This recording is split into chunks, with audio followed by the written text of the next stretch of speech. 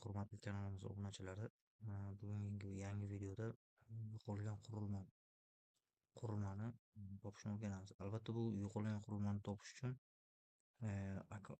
Gmail akkauntga ulangan bo'lish kerak.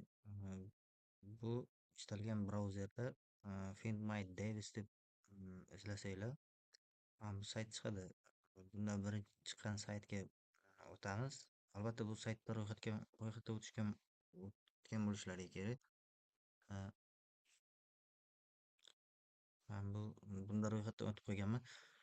Bu sayt juda ham ajoyib sayt hisoblanadi. Bu Google kompaniyasining o'zining sayti hisoblanadi.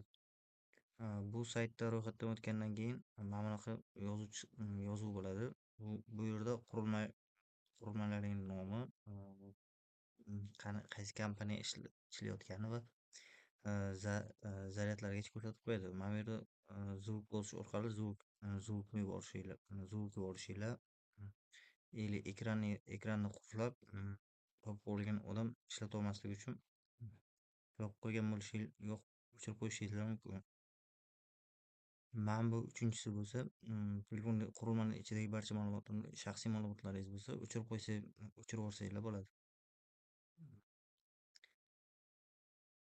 Mana bu yerda xaritani yaqinlashtirib, iloji boricha aniqroq topishinglarga yordam beradi. Bu beta qismi bo'lib, hali bu ishga tushmagan.